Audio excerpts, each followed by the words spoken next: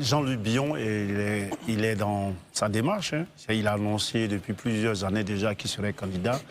Il est resté voilà, lui-même. Aujourd'hui, il est allé présenter, d'opposer son dossier de candidature, sans rappeler qu'il a déjà réuni dans 20 régions, le parrainage, ce parrainage.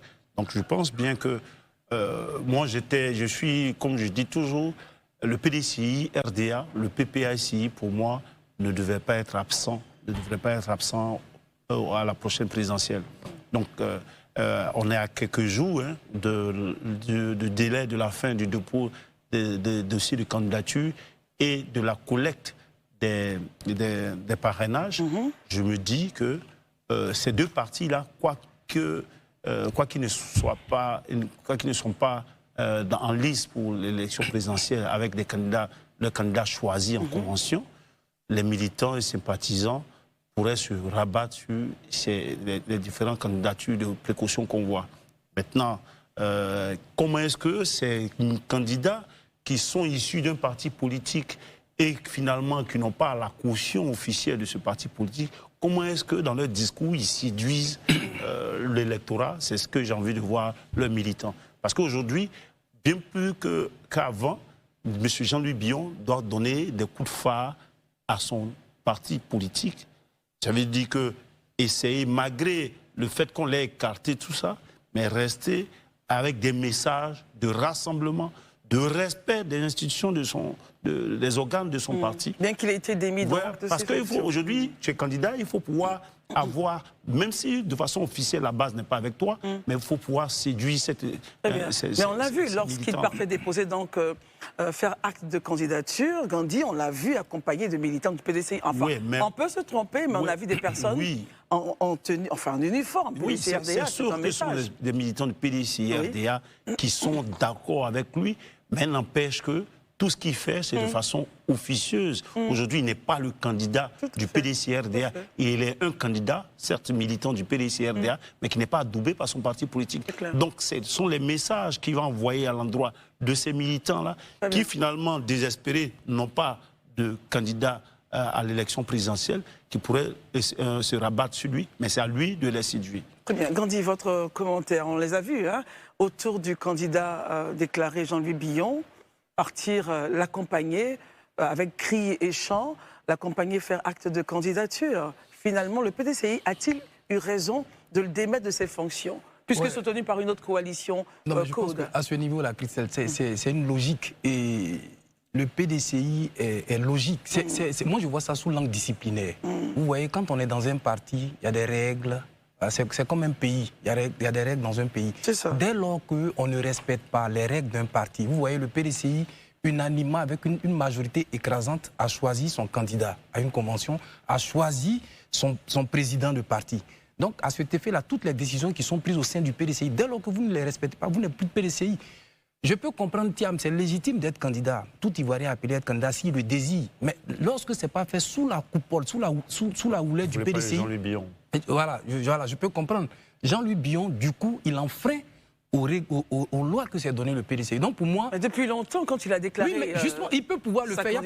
Je l'ai dit tout à l'heure, il peut déclarer sa candidature, mais lorsqu'il n'a pas déjà l'accord du parti, il agit en dehors. Tout ce qui se passe en dehors du parti n'est pas du parti. C'est un individu du parti. Je pense qu'il pourrait être plus courageux depuis lors pour pouvoir se retirer du PDCI pour la circonstance. Mais dans l'heure que le PDCI a choisi son candidat jusqu'à preuve de contraire qui s'appelle Thiam, il n'y a plus de raison qu'on ait encore du bruit. Et c'est à saluer, parce que c'est ça, à un certain moment donné, il faut prendre la chicotte pour mettre de l'ordre. Et je suis d'accord avec Thiam, je suis d'accord avec le PDCI. Jusqu'à preuve de contraire, aucun organe du PDCI n'a décidé quoi que ce soit concernant la candidature en dehors de celle du Thiam. Et vous dites qu'il aurait dû lui-même démissionner avant, Jean-Louis Billon, c'est ce que vous dites? Oui, pour ma part, à un certain moment, quand on est dans un parti, qu'on pense que... C'est aussi ça la loi de la démocratie. C'est-à-dire qu'on se plie à ce que la majorité, ou bien ce qu'on a décidé. Lorsqu'on ne se retrouve pas là-dedans, on se démarque. Je donne l'exemple de Macron en France. Il était du Parti socialiste. Quand il a su qu'il devait devenir président, à un moment donné, il s'est retiré, il a créé son truc et parti. Jean-Louis Billon a parlé de code. Il pourrait dire qu'il est le candidat du code, mais dès lors, alors pour ne pas saper le moral, bien pour ne pas envoyer une certaine confusion, c'est normal pour dire à un certain moment, attention, ce n'est pas le PDCI est un candidat. Fut-il maintenant, s'il n'est pas candidat, maintenant, la justesse de sa candidature. Ça, c'est un autre débat. Mais à l'heure actuelle, pour le PDCI, je pense que c'est à saluer. Le président a agi avec délicatesse. À un moment donné, il faut arrêter. Il faut qu'il y ait une certaine discipline. Et c'est important pour tous les autres partis. Merci beaucoup, Élisée. Alors, Élisée Boloubeu, le communiqué dit en substance que le président du PDC-RDA a procédé à une nomination de nouveaux délégués à Dabakala. Monsieur Touré Timoko Justin, délégué départemental de Dabakala 2, est donc nommé délégué intérimaire de la délégation départementale de Dabakala 1 en remplacement de monsieur Jean-Louis Billon. Commentaire. Oui, moi, je pense qu'il y a une précision à faire. La précision, c'est qu'on ne lui dénie pas son droit de militant du PDCI. On lui dit juste qu'il n'est plus responsable, c'est-à-dire qu'il ne fait plus partie des instances dirigeantes dans la zone. Parce Donc le garde toujours militant. Oui, parce que je suppose, hein, je n'ai pas vraiment confirmation, mais je suppose que ce poste-là, c'est un poste nominatif, ce n'est pas un poste électif, je pense. Donc si ce poste est un poste nominatif, bien évidemment, celui qui nomme a aussi le droit de dénommer quand il estime que c'est le cas. Mais on ne lui dénie pas son statut de militant du PDCI. Donc ça, c'est une précision importante à faire. Mais je pense, hein, honnêtement, qu'il n'y a vraiment pas, y a pas de loup à la bergerie. C'est normal. Pour moi, effectivement, Jean-Louis Billon, si tant est que il a planifié toute sa procédure, c'est-à-dire il a planifié sa stratégie, aller aux élections et autres, s'attendait plus ou moins à une telle décision. C'est ce qui est logique, c'est ce qui est normal. Vous ne pouvez pas ne pas avoir été adoubé par le parti, continuer de garder des fonctions de responsabilité dans le parti quand vous savez que le parti a déjà un candidat sur lequel il a porté son choix. Devait-il partir avant? Mais oui, depuis, il devait déjà même se décharger de cette responsabilité-là pour s'occuper pleinement de ses responsabilités de candidat. Moi, je pense. Parce qu'il sait, on sait comment fonctionne un parti. C'est une question de jeudi, c'est une question de discipline de parti, mais également c'est une question de responsabilité. Dès l'instant que vous êtes dans un parti qui a choisi un candidat et donc qui a adoubé ce candidat et que vous avez des ambitions d'être aussi candidat, mais la logique voudrait que vous ne sortez pas du parti en tant que militant, vous pouvez y rester qu'en tant que militant, mais vous ne pouvez plus porter ces charges parce que ceux qui sont censés faire la campagne du président dans ces régions-là, c'est ceux-là. C'est les coordonnateurs régionaux, c'est les départementaux, les représentants, c'est eux-là. Ils ont chargé de faire la campagne du candidat du parti. Donc vous ne pouvez pas porter la casquette de celui qui va faire la campagne d'un candidat alors que vous êtes candidat. C'est problématique. Donc c'est juste une question de logique et je pense que c'était vraiment à dessein, ou du moins c'était vraiment indiqué qu'on arrive à cette décision. Mais je crois que Jean-Louis Billon ne s'en offusque aucunement. En tout cas, comme je le dis, si tant est que sa dynamique, c'était vraiment de porter son projet jusqu'à terme. Il ne peut pas s'en offusquer, ça ne peut même pas être une surprise pour lui. Il devrait plus ou moins s'y attendre. Et c'est pourquoi je suis surpris que dès le début, il n'ait pas démissionné, mais de cette responsabilité. Docteur Barry, votre avis là-dessus? Et puis on a vu aussi, comme je le disais, des personnes portant donc l'uniforme PDCI, on se dit ce sont des militants qui l'ont accompagné. Cela montre que peut-être que des militants PDCI pourraient donc le choisir finalement comme candidat en dépit du mot d'ordre du parti.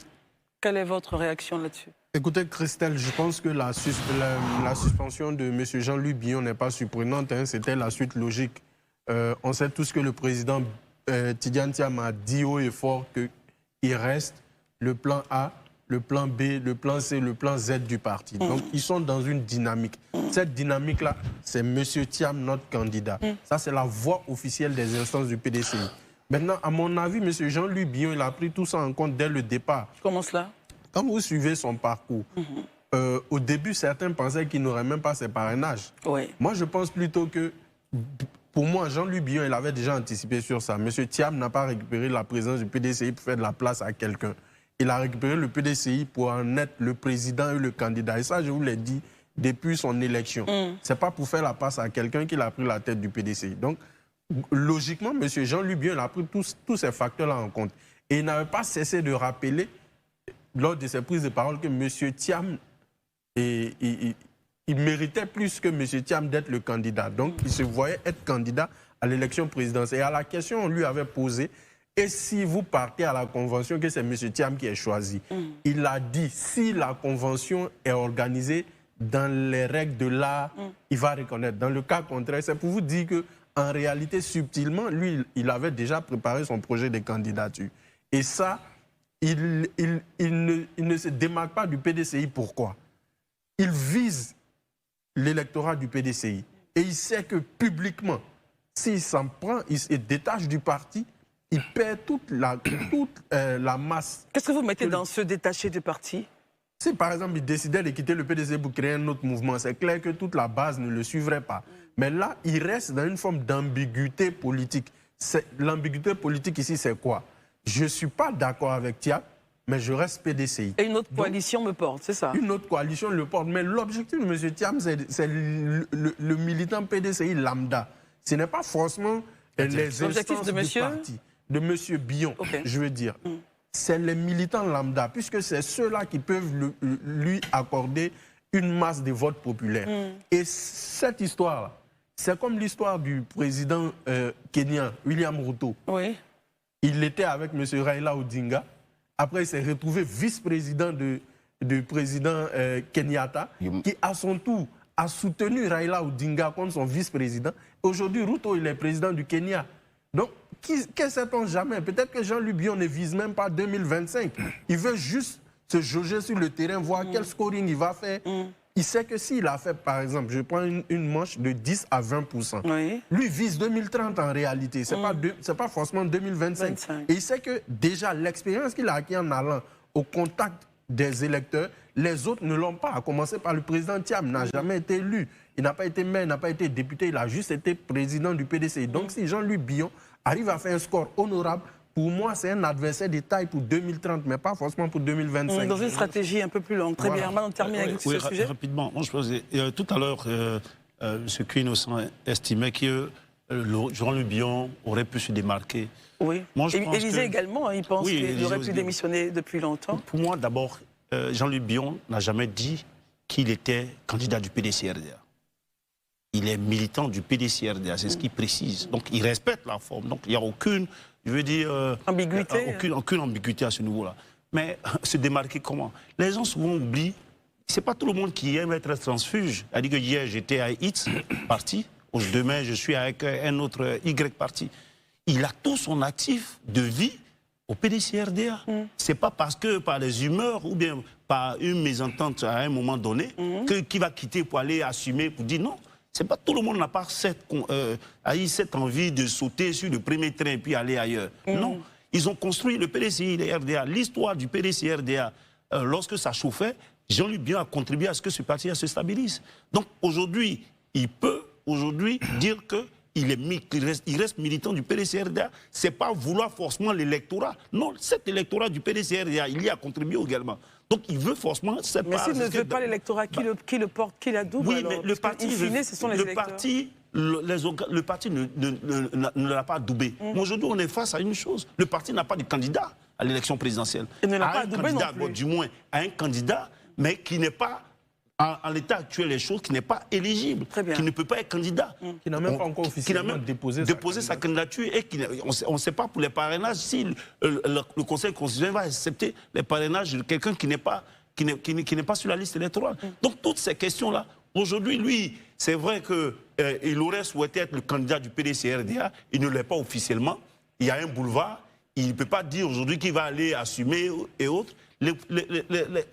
L'élection présidentielle ou bien l'ambition politique, ce n'est pas un coup d'orgueil ou bien d'ego, c'est une saine appréciation des réalités du moment. Aujourd'hui, tout ce qui lui reste, c'est justement envoyer des messages de respect même aux instances de ton parti, aux militants. Il va les séduire. Très bien. On est en train pour partir à l'aventure. Non, en fait, je peux pouvoir comprendre, mais là, il s'agit d'une sanction. En fait, il a été sanctionné, il a été suspendu de son poste de délégué régional. Il reste militant. Et là, il reste militant. Non, là, on n'en disconvient pas. Délégué départemental. Vous imaginez un préfet qui est l'extension du chef de l'État dans une région qui dit des choses qui vont en contradiction de ce que le président de la République aurait dit. Qui représente Thiam à Dabakala, dans la région? Je pense que c'est ces choses. Dès lors qu'ils n'ont pas le même discours, ça, c'est le paralyse des formes, parce qu'ils sont nommés. C'est quand même normal, parce qu'il s'agissait d'apprécier l'acte du président Thiam. Moi, je pense que c'est un acte salutaire et courageux. Il a pris ses responsabilités. Ce que j'ai dit tout à l'heure, on peut rester militant, mais en fait, il ne faudrait pas qu'il y ait de la confusion. Aujourd'hui, Jean-Luc Billon, il est cadre du PDCI, il y a un président du PDCI, jusqu'à preuve contraire, qui dit qu'il est candidat. En l'état actuel des choses, on montre aux militants qu'en fait, il y a problème. Nous sommes candidats. Celui qui est notre cadre, qui se fait aussi candidat, n'est pas des nôtres pour la circonstance. il est démarqué. Moi je n'ai pas de problème avec. Mais je dis, à un moment donné, dans un parti, il y a une discipline. Et quand on enfreint aux règles par rapport à la discipline, le bâton doit quand même se faire sentir. Élisée, on termine avec vous sur ce point. Bon, moi je veux dire rappeler à Herman que personne ici n'a dit que Jean-Louis Billon devait sauter dans le prochain train qui passait juste auprès du PDCI. C'est pas ça nos propos. Ce qu'on a dit ici, et on le répète, voilà ce qu'on a dit ici et qu'on répète d'ailleurs, c'est que Jean-Louis Billon devait, si tant est qu'il avait peaufiné sa stratégie, devait s'attendre à une telle sanction. Pour la simple et unique raison que lui, en tant que délégué départemental, il est l'émanation et le représentant du candidat du PDCI dans ce département. Or, le candidat du PDCI aujourd'hui s'appelle M. Thiam, selon le PDCI. Lui, il est candidat, en dépit du fait qu'il est candidat. Mais comment lui qui est candidat peut battre la campagne d'un autre candidat au motif qu'il serait le délégué départemental? Vous voyez qu'il y a quelque chose qui ne va pas. Voilà, il y a quelque chose qui ne va pas là, en fait.